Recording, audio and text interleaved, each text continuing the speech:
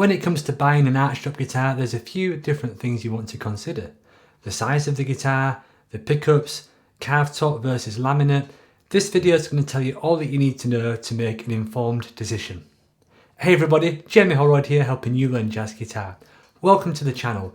In this video I'm going to be sharing my thoughts on what makes a good Archtop guitar and some of the different options that you might want to consider when choosing your first Archtop. So let's get into it.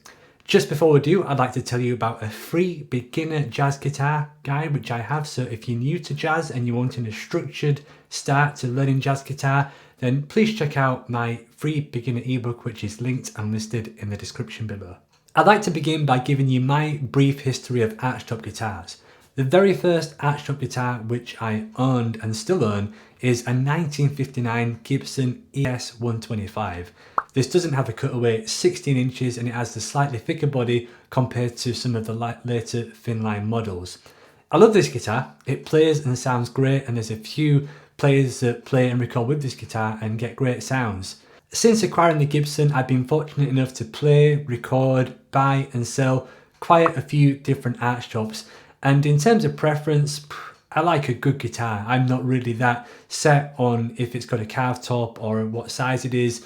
They all have different applications and different purposes to suit your needs. So for example, with carved top guitars, I really like how they sound for playing solo jazz guitar, whereas I really like using the laminate guitars for playing live, playing with groups. I like the extra bit of upper mids and brightness and articulation which they produce, which is why I tend to always use either my Guild or my Yamaha for playing in live different situations.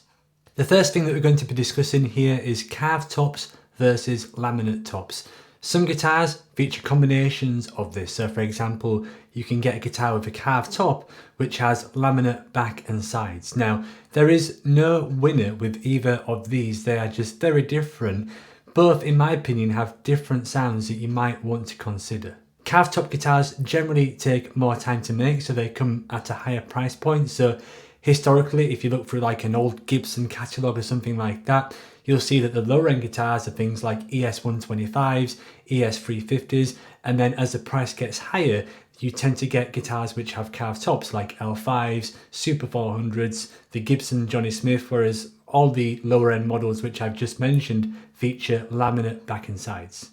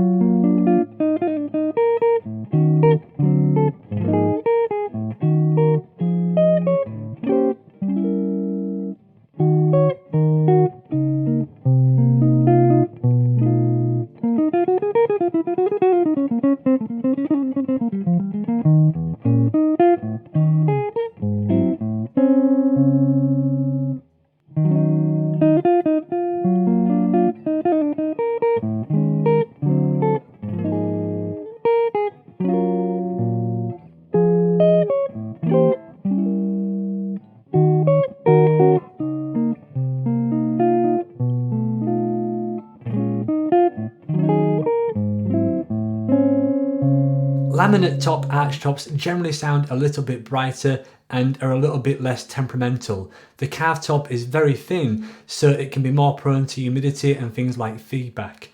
That being said, there's a reason that the carved top is obviously the top model. The players that use carved top guitars are players like Rene Thomas, who used an ES 150, at least for most of his career, and obviously Wes used an L5, and if you listen to their tones, obviously a lot of it's in the fingers, but equally, especially if you hear live recordings, you can hear a subtle difference in the thickness of the sound versus laminate Archtops. Compare that with the sound of laminate jazz guitar users. So someone like Joe Pass used a range of guitar throughout his career, but there's obviously a few videos of him on YouTube using an ES 175, and then he had a 175 style guitar made for him, which was a laminate guitar, and you can definitely hear a slightly brighter, arguably more articulate sound in that than what you can do with a solid top. It really depends on the pickups as well. So if you compare something like a solid top ES150 with a Charlie Christian pickup versus a solid top with humbuckers, you're going to have two different sounds yet again. So we'll get onto pickups in just a minute. So it's not quite as simple as sometimes if the guitar is just laminate or a solid top, the pickups and other factors definitely contribute.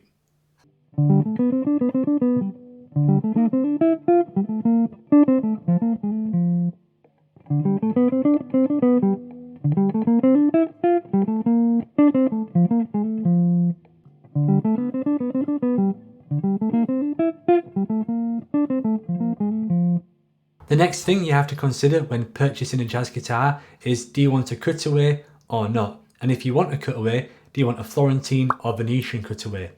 A Florentine cutaway is the sharper looking cutaway, which apparently Kenny Burrell had a hand in the design, whereas the Venetian is the more rounded, probably more popular cutaway that you tend to see on most guitars. If you have a guitar without a cutaway, then you can't get to the higher frets as easier, but it's debatable, especially when playing jazz, how much access you actually need to the higher end of the neck. George Benson actually used to use an ES150 for a brief point in his career, but switched because he didn't like not being able to get access to the higher frets. And if you observe George's playing, you can see why that might be a problem. However, there are several players that used a guitar without a cutaway, an ES150, players like Jimmy Rainey, Rennie Thomas, Ronnie Singer, and an ES125 like Lenny Brewer, who were absolutely fine and had no problem not having access beyond the 12th or 14th fret. Another point to consider is that you can sometimes get the same guitar with and without a cutaway. A lot of the earlier jazz guitars from the 1940s and even well into the 50s sometimes didn't have cutaways, so you could get something like a Gibson L7, a Gibson ES125 and a Gibson L5, all with cutaways and without cutaways, and there is a difference in sound there.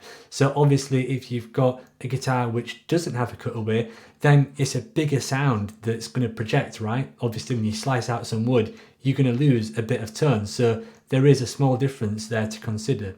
Obviously if you've got an acoustic archtop and you want to be an acoustic archtop jazz guitar player, then is a cutaway really important? You will probably want the biggest acoustic sound you're going to get, so you might want a bigger body size and non-cutaway to project the most acoustic tone. That's where, in my opinion, some of the biggest differences lie. It's not amplified necessarily, but playing acoustically. In terms of body size, from what I can tell, the George Benson GB10 was one of the first archtops that really popularized using a smaller guitar. Prior to that, it seemed like many guitar players, including George Benson, favored the bigger jazz guitars. Obviously George Benson used a Gibson Johnny Smith, a Guild Artist Award, all of which were big heavy guitars, and one reason why he wanted the smaller GB10 was to have a smaller model which would be easy to transport and be less prone to feedback.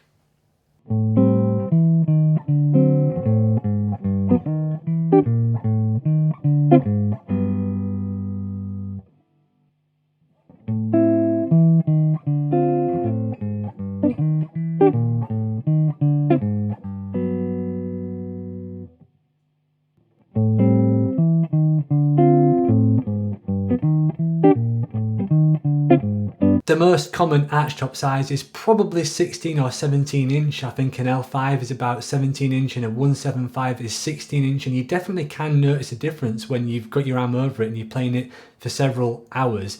It tends to be that these days many jazz guitar players who have their own guitars made tend to favour the smaller guitars, 14, 15 and 16 inch. So players like Jimmy Bruner, Martin Taylor, John Pisano all have their signature jazz guitars available from companies like Sadowski, Peerless, Eastman, and they're all much smaller guitars compared to when jazz guitar players historically designed their own guitars, like George Barnes, Johnny Smith, Barney Kessel. They were much bigger guitars, so it seems like since then and in recent years there is more of a trend to smaller archtops just because they're so much more transportable.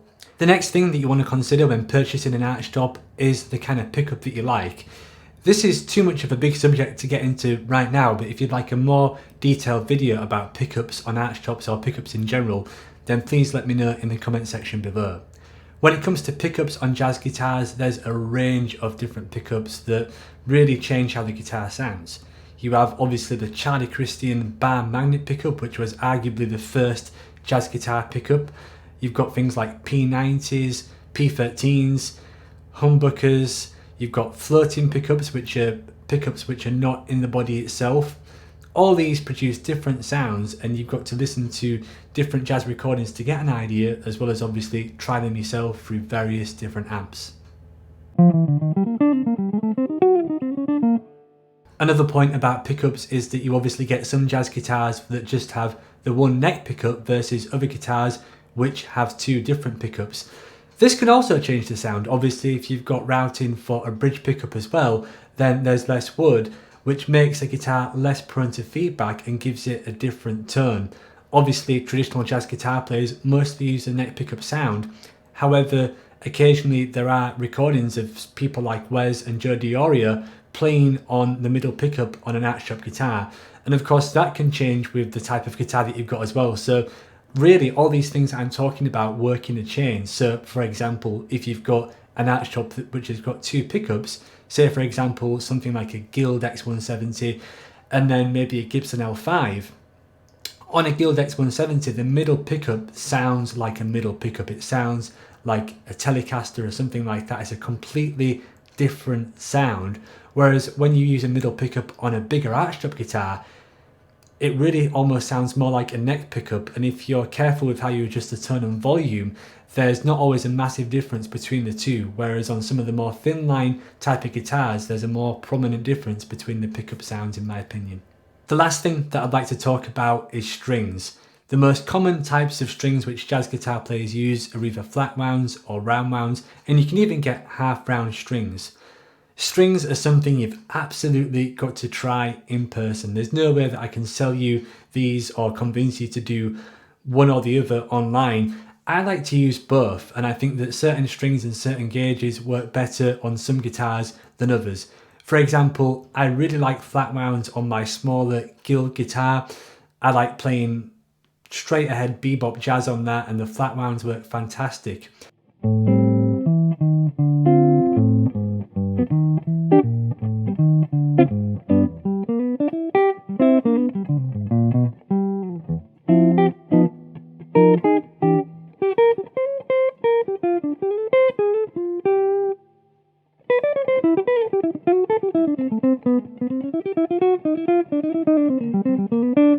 However, for some of my bigger guitars like a Yamaha AE1200 or my Eastman John Pisano, I like round wounds. I like the guitar to sound a little bit more lively and more resonant for playing solo jazz guitar things, and I feel like the flat wounds get a little bit too lost and bassy on those bigger guitars, where on the smaller Archtop it sounds just right in my opinion. Of course, this is all personal preference. You should absolutely try these strings for yourself before committing to anything. Of course, many of the 1950s jazz guitar recordings that you hear will definitely feature flat wound strings. So players like Tal Fowler, Dick Garcia, Lou Mecca, Wes Montgomery famously preferred and used flat wound strings, and you can definitely hear a difference on the recording. You know, obviously you've got no squeaks with flat wound, so for playing bebop and things like that, they definitely have their advantages, and you definitely need to consider both. Gauges, I generally don't like super heavy gauges, so on my bigger Archtop 17 inches, 16 inches, I like to use D'Addario 12 to 54, I think the gauges, where on the smaller jazz guitars, I sometimes like 11 D'Addario Chrome 11 strings. So what can you look out for today? Well, obviously on the used market, then you can get a bunch of jazz guitars that way. My personal preference is not really for the budget jazz guitars. I've done a video about that and I played a few which are good for the money, but in my opinion, I really think that you're better off saving and getting something that's slightly more expensive but slightly better value. So Eastman, if you're looking for a new jazz guitar, I really recommend and rate Eastman guitars. I like those a lot. And then if you're looking on the used market, things like Guilds, Yamahas, Heritage, some Gibsons, maybe some cheaper Gibson models like an ES125. All those are what I really like, and obviously from my videos you'll see those are the ones that I use. So that's what I recommend you start out with. So that concludes my thoughts on Archtop guitars. What do you think is important to consider when purchasing an Archtop guitar? I'd love to know what you think. Please share your thoughts in the comment section below.